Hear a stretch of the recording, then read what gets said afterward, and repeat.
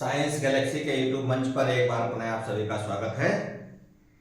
पिछले लेक्चर में आप लोगों ने देखा था कि जो गोली दर्पण होते हैं वो किस प्रकार से बनाए जाते हैं और उनके कितने प्रकार होते हैं।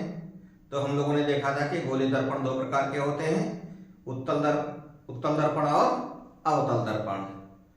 तो उसी गोली दर्पणों से संबंधित आपने कुछ जानकारियां पिछले लेक्चर में प्राप्त किया था।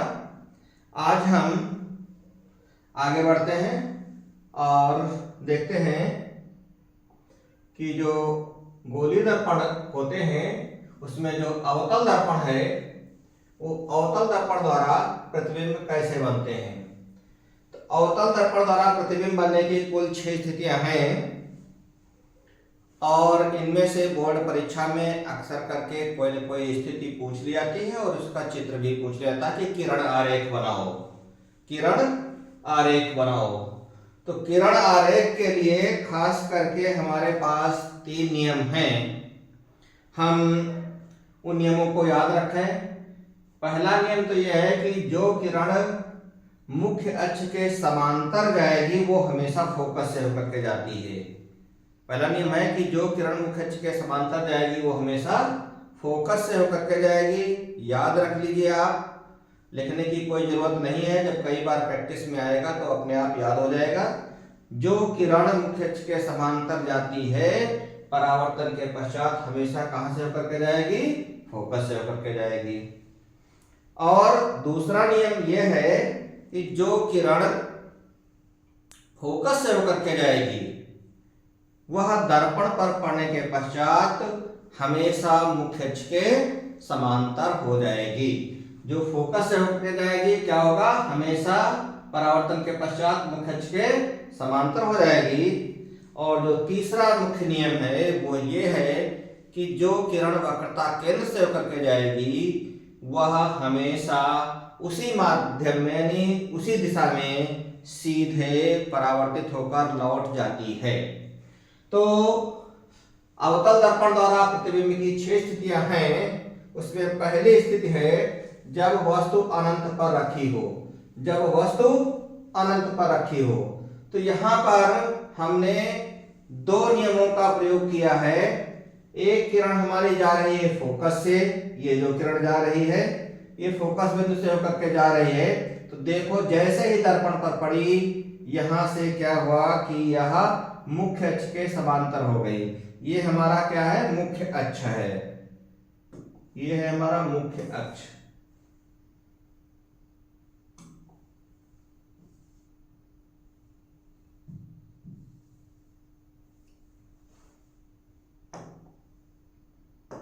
ये हो गया मुख्य अक्ष। तो जो किरण आपने देखा समांतर जा रही थी वह हमेशा मुख्य अक्ष के समांतर हो गई। और दूसरी किरण ये जो जा रही है जो कि वक्रता केंद्र से होकर के जा रही है, जिसको कभी कभी हम 2f भी कह देते हैं, ये ध्यान रखिएगा। तो जो किरण वक्रता केंद्र से होकर के जा रही थी वह उसी दिशा में वापस लौट गई। इस प्रकार से दोनों किरणें देखो वापस होने वाली दोनों किरणें यहाँ पर एक दूसरे को मिलती हैं। तो यहीं पर वस्तु का प्रतिबिंब बन जाएगा। अब आप देख पा रहे हैं कि वस्तु कहीं इधर बड़ी रखी हुई थी और उसका प्रतिबिंब कैसा बन रहा है? छोटा बन रहा है। किरणें वास्तव में मिल रही हैं इसलिए वास्तविक बन रहा है और उल्टा बन रहा है। कैसा बन रहा है? वस्तु से छोटा, वस्तु से छोटा बन रहा है। और कैसा बन रहा है? किरणें वास्तव में मिल रही हैं। ये वाली किरण यहां मिली, ये यहां मिली, दोनों किरणें वास्तव में मिल रही हैं इसलिए वास्तविक बनेगा। कैसा होगा? वास्तविक होगा। ये सब केवल हमको अगर चित्र ध्यान है तो कोई रटने की जरूरत नहीं पड़ेगी, वास्तविक बनेगा।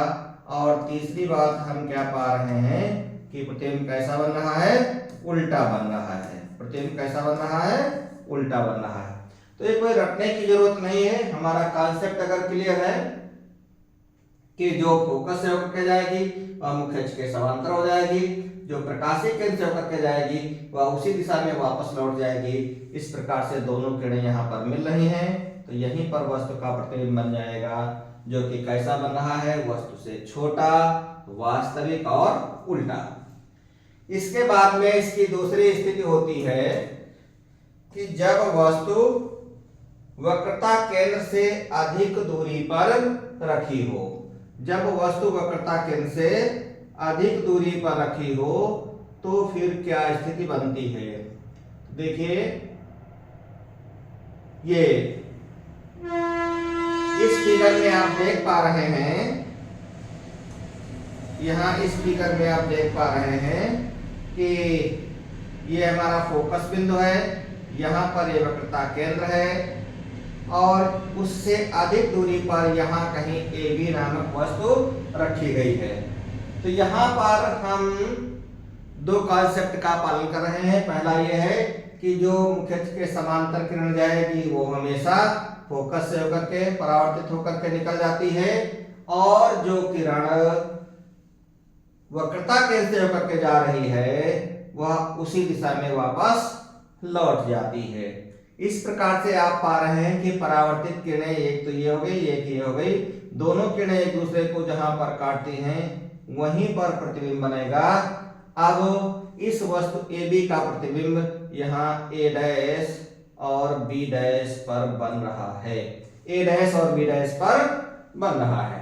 तो आप क्या देख पा रहे हैं कि प्रतिबिंब नंबर 1 तो है कि प्रतिबिंब कैसा बन रहा है, उल्टा बन रहा है। चाहे जिसको पहले लिखें चाहे जिसको बाद में लिखें, कोई क्रम या आवश्यक नहीं है, जो आपको दिखाई पड़ रहा है वही लिखें। प्रतिबिंब कैसा बन रहा है, उल्टा बन रहा है, तो हमने उल्टा को पहले लिख लिया। फिर और दूसरी बात हम क्या पाते हैं, दूसरी बात पाते हैं कि प्रतिबिंब वस्तु से छोटा बन रहा है, यानी वस्तु से छोटा, वस्तु से छोटा। और अगली बात हम क्या पाते हैं कि किरणें वास्तव में यहाँ पर एक दूसरे को मिल रही हैं, इसलिए प्रतिबिंब कैसा बनेगा, वास्तविक बनेगा। तो तीसरी बात यह है कि प्रतिबिंब कैसा बन रहा है, वास्तविक बन रहा है, वास्तविक। प्रतिबिंब कैसा बन रहा है, वास्तविक बन रहा है। तो आपने देखा, एक और बात पूछ लिया कि कभी कभी कि किस किस के बीच में बनेगा, तो उस बात को भी नोट कर लें हम लोग कि किस बीच में बन रहा है, F और 2F के बीच में, F तथा 2F जिसको हम C भी कहते हैं, नहीं, F तथा 2F के बीच में कहीं बन रहा है, इस बात को भी पूछ लिया जाता है। यहां पर एक कहां बन रहा है, फोकस बिंदु पर। इस पॉइंट को यहां पर भी लिख लेते हैं, फोकस पर, फोकस पर। तो ये चार बातें हम जरूर लिखें प्रत्येक के लिए कि कहां पर बन रहा है, क्योंकि यह भी पूछ लिया था प्रश्न कि अगर ऐसी स्थिति है तो प्रतिबिंब कहां पर बनेगा, इस बात को ध्यान रखेंगे। फिर इसकी तीसरी पोजीशन आती है, तीसरी पोजीशन है कि जब वस्तु वक्रता केंद्र पर ही रखी हो, जब वस्तु वक्रता केंद्र पर ही रखी हो तो फिर प्रतिबिंब कैसा बनेगा और कहां बनेगा। चलिए हम आते हैं इसकी तीसरी पोजीशन पर। यहां पर कोई ये हमारी AB वस्तु है, हमारी AB वस्तु है, ये है A और ये B पॉइंट है ऊपर का, AB वस्तु है, और यहां से किरण जा रही है जो मुख्य अक्ष के समांतर किरण जा रही है, ये मुख्य अक्ष होगा, यही मुख्य अक्ष है। तो मुख्य अक्ष के जो समांतर जाएगी वो हमेशा फोकस से होकर के निकल जाएगी, परावर्तित होकर के, और जो फोकस से होकर के जाती है वह हमेशा मुख्य अक्ष के समांतर हो जाती है, जो फोकस से होकर के जाती है हमेशा मुख्य अक्ष के समांतर हो जाती है। तो इस प्रकार से आप क्या पाते हैं कि ये जो हमने रेड लाइन में लिखा है ये बन जाएगा प्रतिबिंब A' और B', A' और B'। इसमें आप देख पा रहे हैं कि प्रतिबिंब जो बन रहा है वह वस्तु के आकार के बराबर बन रहा है और उल्टा बन रहा है। तो चाहे तो इसी क्रम को अगर हम ध्यान में रखें तो प्रतिबिंब कैसा बन रहा है, उल्टा बन रहा है। दूसरी बात क्या है, प्रतिबिंब वस्तु के बराबर बन रहा है, तो वस्तु के बराबर लिख दे, वस्तु के बराबर। और अगली बात क्या हम पाते हैं कि वास्तविक बन रहा है, क्योंकि किरणें वास्तव में यहाँ एक दूसरे को इस बिंदु पर काट रही हैं यहाँ पर। तो प्रतिबिंब बन रहा है वास्तविक। कैसा बन रहा है, वास्तविक बन रहा है। प्रतिबिंब कैसा बन रहा है, वास्तविक बन रहा है। और चौथी बात भी हम लोग लिख लें, क्योंकि यह भी बोर्ड परीक्षाओं में पूछ जाता है कि प्रतिबिंब कहां पर बनेगा। तो ये तो आपकी F की पोजीशन है, ये C यानी 2F, तो हम कह सकते हैं वक्रता केंद्र पर बनेगा, यानी C पर बनेगा, वक्रता केंद्र पर बनेगा। या फिर हम कह सकते हैं कहां पर बनेगा, 2F पर बनेगा, 2F पर बनेगा। तो इससे ज्यादा और कुछ नहीं पूछा जाता है, यही स्थितियां पूछी जाती हैं। प्रतिबिंब कैसा बनेगा, प्रतिबिंब कितना, उसका साइज क्या होगा, प्रतिबिंब वास्तविक होगा या आभासी होगा, और कहां पर बनेगा। ये स्थिति क्लियर हो गई होगी। उम्मीद करते हैं आप सभी लोगों ने इसको अच्छे तरीके से समझ लिया होगा। इसके बाद में अगली पोजीशन है, चौथी पोजीशन, कि अगर वस्तु रखी हो वक्रता केंद्र और फोकस दूरी के मध्य, अगर वस्तु रखी हो, चौथा पॉइंट है यहां पर, अगर वस्तु कहां पर रखी हो, वक्रता केंद्र और फोकस दूरी। ये है हमारा, यहां पर कहीं ये वक्रता केंद्र है, ये वाला पॉइंट जिसको हम C पॉइंट कह लें, और ये पॉइंट हमारा फोकस बिंदु है जिसको हम F कह रहे हैं। तो इस C और F के बीच में कहीं रखिए, C को हमने बताया है कि इसको 2F भी कहा जाता है। तो वो चाहे जो भी आए लिख करके आप इस बात को ध्यान रखेंगे, भूलेंगे नहीं। इसके बीच में कहीं पर भी वस्तु रखी है, मान लिया ये वो AB वस्तु रखी है, तो कॉन्सेप्ट लगाते हैं। पहला कॉन्सेप्ट, जो समांतर जाएगी वो हमेशा फोकस से होकर के निकल जाएगी, और दूसरा कॉन्सेप्ट लगाते हैं, जो फोकस से होकर के जाएगी वो हमेशा मुख्य अक्ष के समांतर हो जाएगी। इस प्रकार से दोनों किरणें यहाँ पर एक दूसरे को काट रहे हैं, तो यहीं पर वस्तु का प्रतिबिंब बन जाएगा। अब बिल्कुल स्पष्ट है प्रतिबिंब कैसा बनेगा, कोई रटने की जरूरत नहीं। पहली बात तो है कि प्रतिबिंब कैसा बन रहा है, तो हम पाएंगे उल्टा बन रहा है। प्रतिबिंब कैसा बन रहा है, हम क्या पाएंगे, उल्टा बन रहा है। और दूसरी पोजीशन क्या हम पा रहे हैं कि यह वस्तु से छोटा है या बड़ा है, तो हमको स्पष्ट दिखाई पड़ रहा है, ये डैश बी डैश जो बना है ये वस्तु से बड़ा बना है, तो वस्तु से बड़ा बनेगा, वस्तु से बड़ा। और अगली बात हम क्या पाते हैं कि किरणें क्या वास्तव में मिल रही हैं, तो हाँ हम कहेंगे किरणें वास्तव में एक दूसरे को मिल रही हैं, इसलिए ये प्रतिबिंब होगा वास्तविक। क्या होगा, वास्तविक होगा। और अगली बात हम क्या पाते हैं कि ये कितनी दूरी पर बनेगा, चौथा पॉइंट। तो चौथा पॉइंट हमारा क्या बना कि 2F से यानी C से अधिक दूरी पर, या 2F से अधिक दूरी पर, 2F या इसी को हम C भी कह सकते हैं, C से अधिक दूरी पर, से अधिक दूरी पर।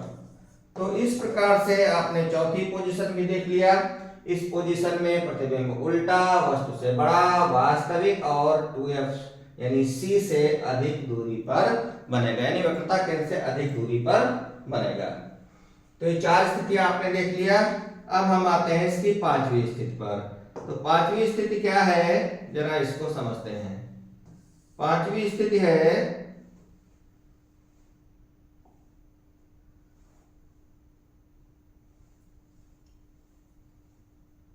पांचवी स्थिति पर हम लोग आते हैं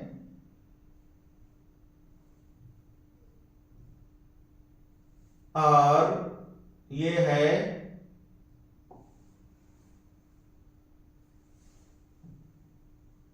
कि जब वस्तु फोकस पर रखी हो।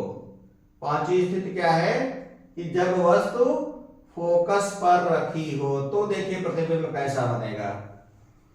ये हमारा फोकस बिंदु हो गया, ये वाला फोकस बिंदु है।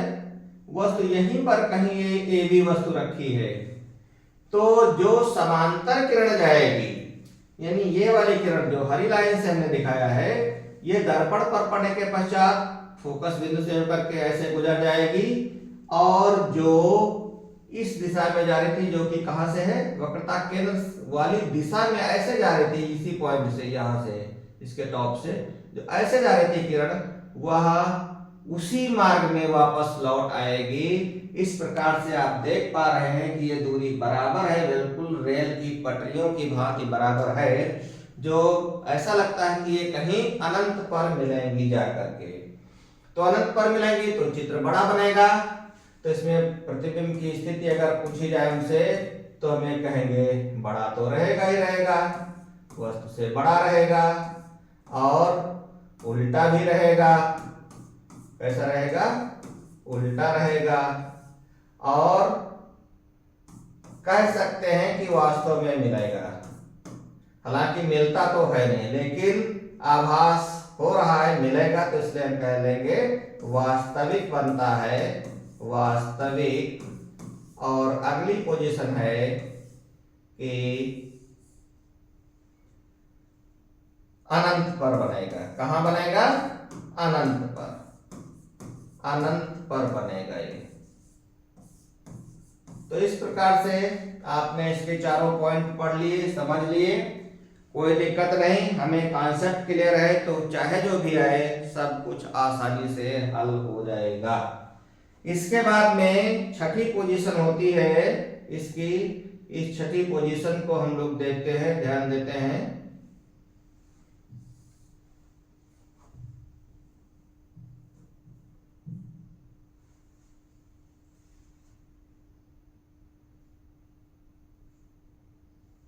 छठी पोजीशन क्या हो गया? चलिए, कुछ गड़बड़ हो गया हमें लगता है।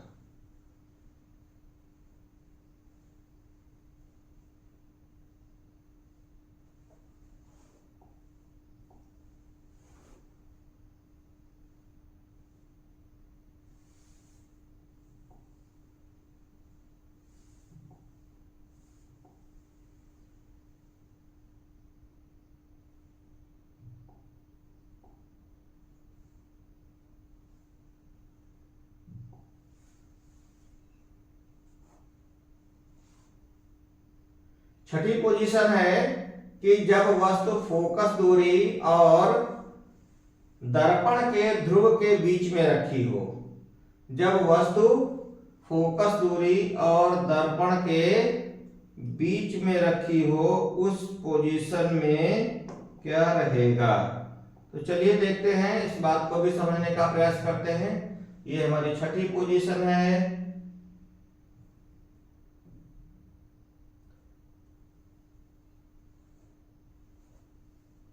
थोड़ा सा दिक्कत हो गया, मैं चित्र इसका फिर से बना देता हूं, समझ लीजिएगा।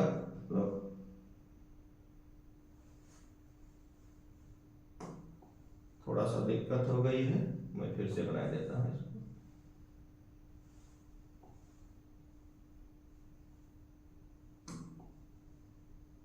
देखिए, छठी पोजीशन है जब वस्तु फोकस दूरी और दर्पण के ध्रुव के बीच में रखी हो। जैसे ये मान लिया हमारा दर्पण था, ये वाला, और वस्तु, और ये फोकस बिंदु है, ये केंद्र है। तो फोकस और ये ध्रुव है, इसके बीच में कहीं रखी है। तो ऐसी स्थिति में इसका क्या बनेगा, चित्र कैसे रहेगा, तो जरा हम समझते हैं।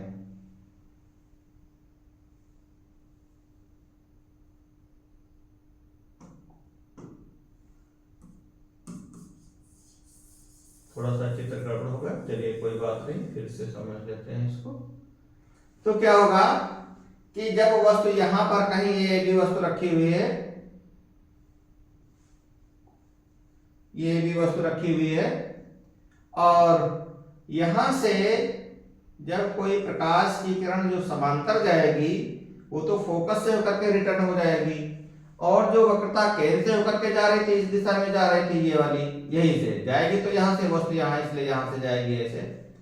तो जो यहां से जाएगी तो उस दर्पण पर पड़ने के पश्चात पुनः वापस हो जाएगी, इस मार्ग में वापस हो जाएगी, उसी मार्ग में वापस हो जाती है।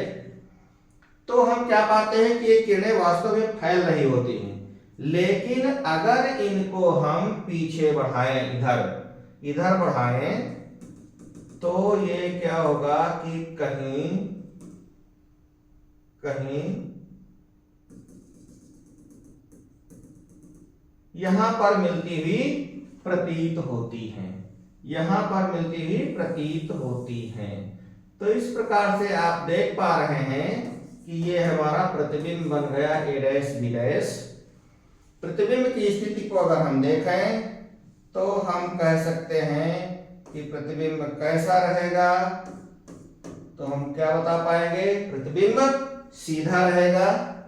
नंबर 1 ये सीधा बन रहा है, और दूसरी बात हम क्या पा रहे हैं, वस्तु से कैसा बन रहा है, बड़ा बन रहा है। वस्तु हमारी इतनी बड़ी है, प्रतिबिंब बड़ा बन रहा है, तो वस्तु से बड़ा बन रहा है, वस्तु से बड़ा। और अगली बात है कि यह क्या वास्तविक है या आभासी है। तो देखिए किरणें वास्तव में तो यहां से रिटर्न हो गई थी ना, इधर को रिटर्न हो गई हैं। यदि हम पीछे बढ़ाएं तो यह मिलती हुई प्रतीत होती है, इसलिए इस पोजीशन में प्रतिबिंब कैसा बनता है, आभासी। ये विशेष पोजीशन है, इसी पोजीशन में आभासी बनता है, ये ध्यान रखेंगे। एक ही पोजीशन है जिसमें प्रतिबिंब कैसा बनता है, आभासी बनता है। और चौथा पॉइंट ये है कि ये कितनी दूर पर बनता है, तो दर्पण के पीछे बनेगा, इस दर्पण के पीछे कहीं बनेगा। दर्पण कुछ इस प्रकार से था,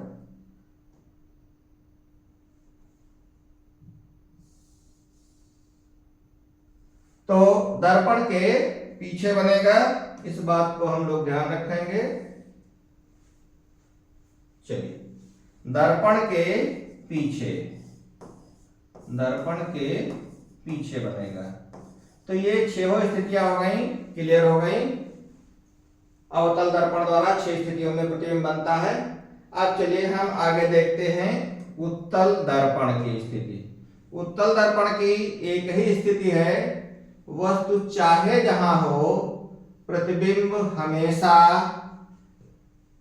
आभासी ही बनेगा। वस्तु चाहे जहां हो, चाहे जहां का मतलब है कि वस्तु चाहे हमारे यहां पर रखी थी, चाहे वस्तु हमारे यहां हो, चाहे वस्तु यहां हो, चाहे वस्तु यहां हो, चाहे वस्तु यहां हो।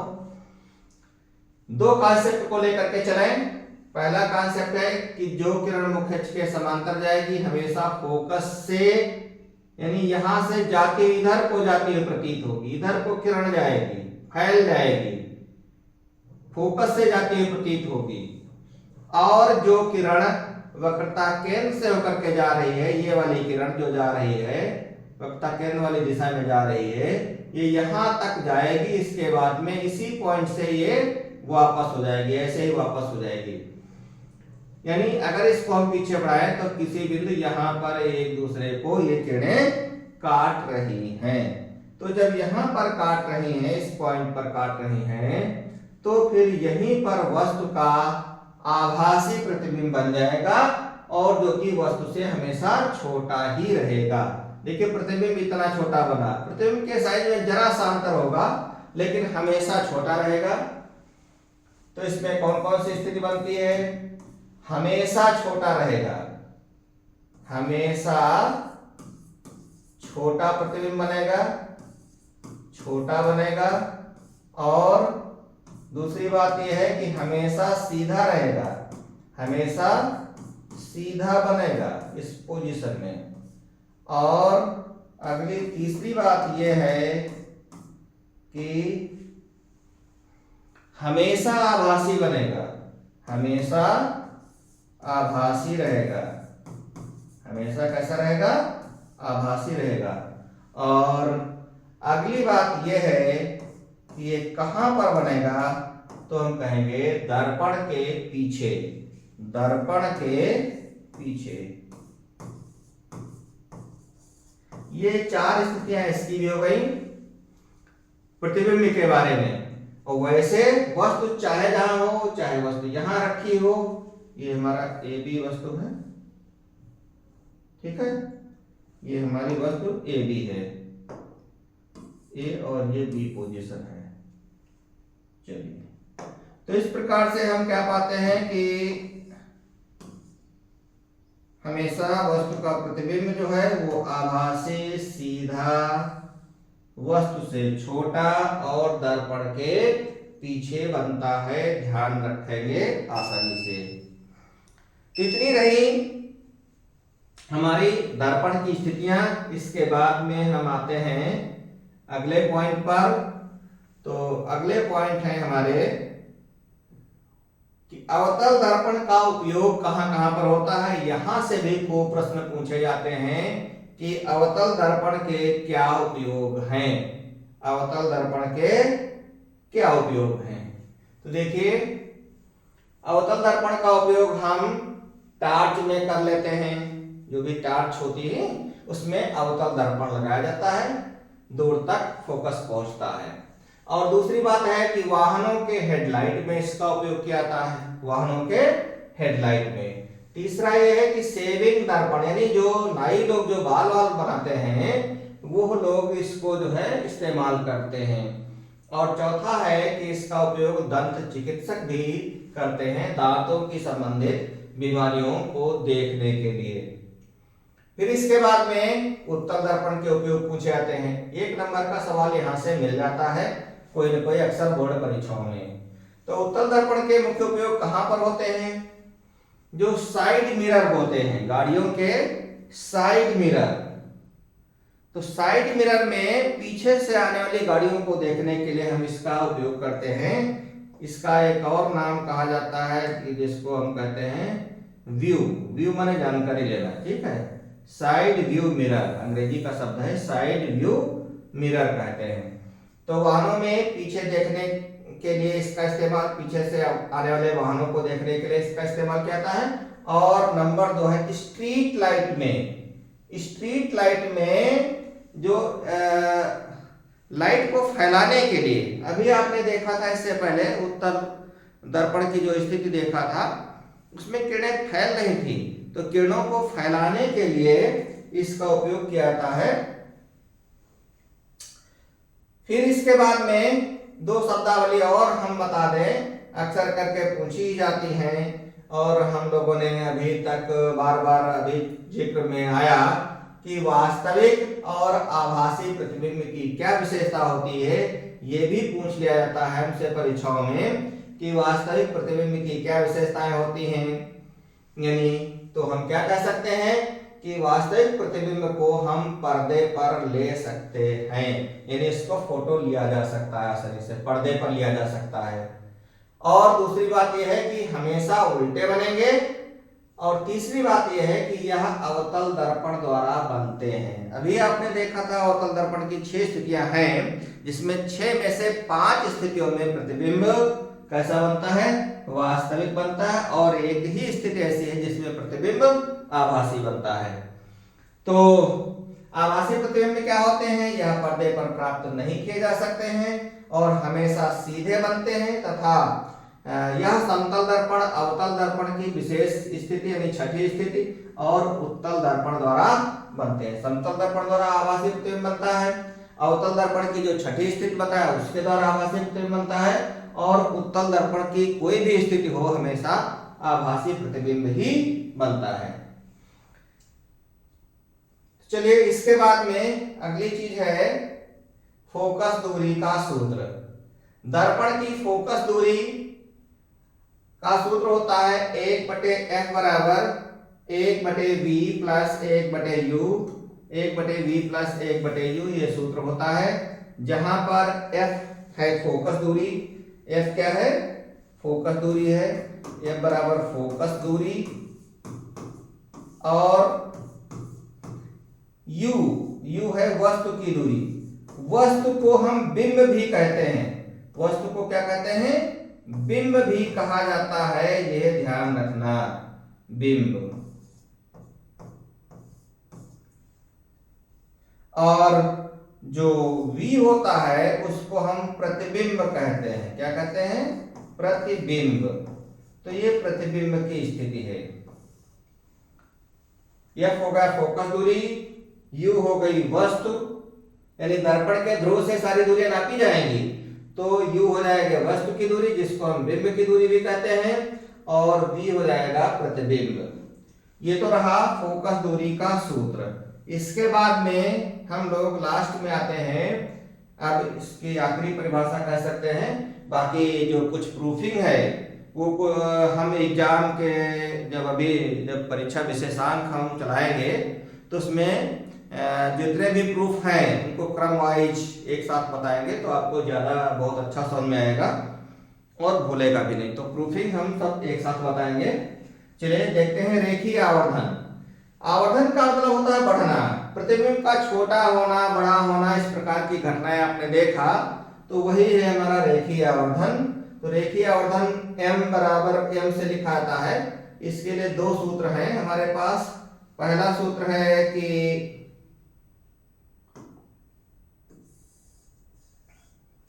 प्रतिबिंब की लंबाई और वस्तु की लंबाई को कहते हैं, इसके अनुपात को कहते हैं रेखीय आवर्धन। यानी प्रतिबिंब की लंबाई, प्रतिबिंब की लंबाई बटे वस्तु की लंबाई, वस्तु की लंबाई, इसको हम रेखीय आवर्धन कहते हैं। और अगर हम प्रतिबिंब की लंबाई को हम h डैश से लिख लें और वस्तु की लंबाई को h से लिखें, तो ये m बराबर हो जाएगा h डैश अपान h। क्या हो जाएगा? h डैश अपान h। और यही रेखीय आवर्धन होता है m बराबर, एक दूसरा फॉर्मूला भी होता है, m बराबर होता है प्रतिबिंब की दूरी बटे वस्तु की दूरी, माइनस करके होता है प्रतिबिंब, प्रतिबिंब की दूरी, प्रतिबिंब की दूरी बटे वस्तु की दूरी, बटे वस्तु की दूरी, वस्तु की दूरी। तो इसका मतलब हो जाएगा यही m बराबर क्या हो जाएगा? दिस इंप्लाइज दैट m बराबर हो जाएगा माइनस v अपान u। तो ये दो फॉर्मूले होते हैं रेखीय आवर्धन के, हम दोनों फॉर्मूले ध्यान रखेंगे। बाकी जितने भी हमारे डेरिवेशन है, हमने बताया आपसे, डेरिवेशन हम एक साथ क्रम वाइज बताएंगे, ज्यादा आपकी समझ में आएगा। न्यूमेरिकल्स भी वहीं पर आपको बताए जाएंगे। तो जितने थ्योरेटिकल पोर्शन था आपका दर्पण से संबंधित, वो लगभग हमने कवर कर दिया है। और अगर आप एक बार इसका रिवीजन कर लेंगे तो मैं मानता हूँ निश्चित रूप से आपका पूरा ये लेसन तैयार हो जाएगा। और इसी के साथ में हम आपसे ये आग्रह करेंगे कि अगर आपकी समझ में हमारी बातें आ रही हैं तो आप हमारे चैनल को सब्सक्राइब करें, अपने साथियों को बताएं, और जो परीक्षा विशेषांक है उसके बारे में भी जानकारी दें कि 15 तारीख से यानी 15 नवंबर से हम परीक्षा विशेषांक लाने जा रहे हैं। उसका स्पेशल जो है उसके लिए पढ़ाई की जाएगी बोर्ड परीक्षा के हिसाब से। ठीक है, बहुत बहुत धन्यवाद।